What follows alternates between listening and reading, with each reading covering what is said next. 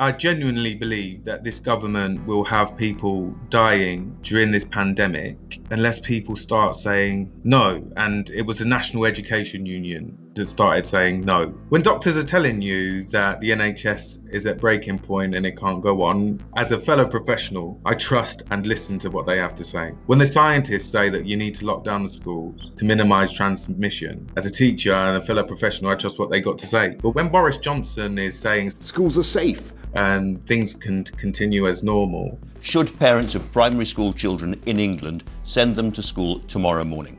Yes, absolutely they should.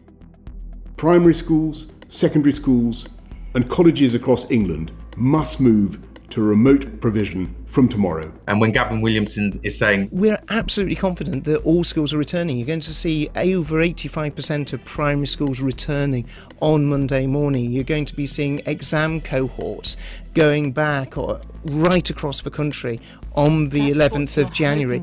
We're absolutely confident that that is what is going to happen. Nobody can trust that, can they? I don't believe anybody really fundamentally believes this government has their interests at heart. The only thing that can protect us from a government who does not value the lives of ordinary people is organised trade unions in the workplace. And the National Education Union did show the power of that this week. Who does care? Is it a government driven millions and millions of children into poverty that had to be dragged kicking and screaming by a Manchester United football player into extending free school meals over holiday periods? Rashford has had to work for that.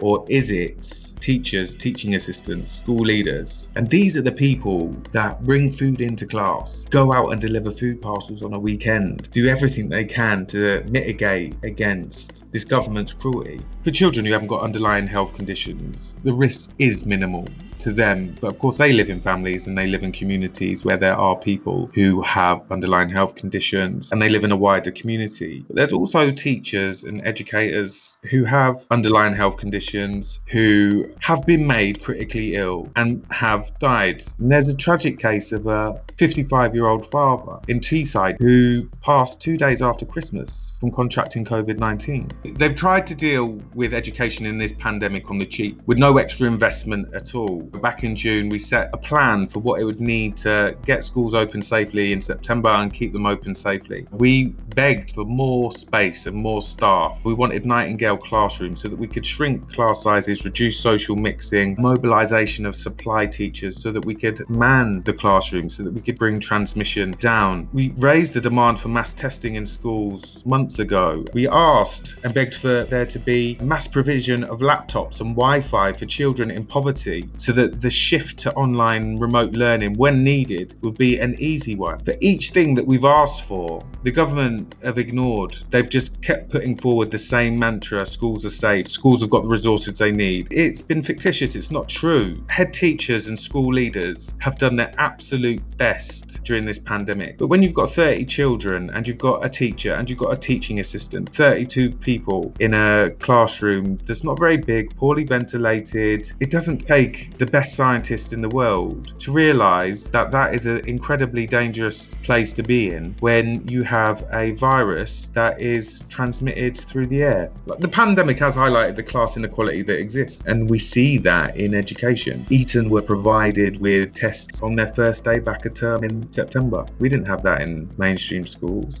There's also a great difference in class sizes in Eton, 7, 10, 12 maximum. There are lots and lots of resources that schools in the public sector could do with that private schools have got. During this pandemic, that should happen, shouldn't it? It's the last thing that any educator would want to do is close a school. This should have been the responsibility of the government. It should never have got to teachers and teaching assistants, school staff, having to assert this right to lead to this U-turn that we got. Robert Peston put out a tweet outlining what the government announcement would be. And then at 4 o'clock, I'm seeing Keir Starmer says that schools must be closed. Tony Benn always talked about weathercocks and signposts, didn't he?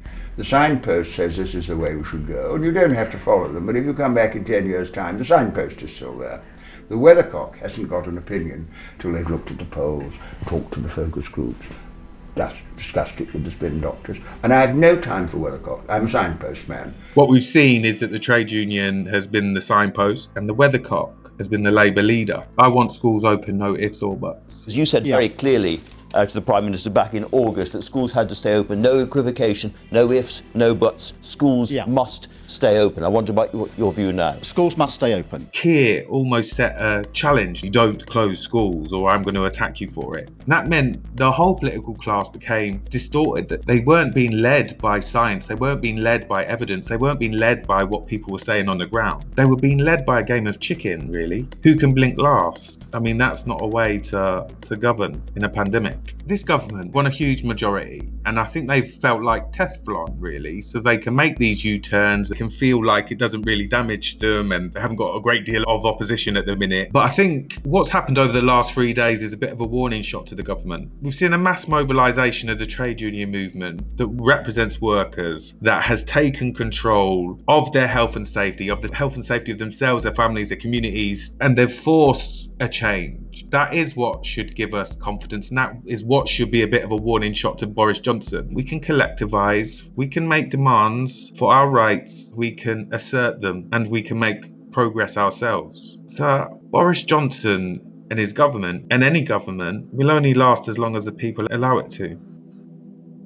The only media that's been consistently on our side, one that is not funded by corporate interests, is alternative media, and there's none better than Double Down News. So please support them on Patreon.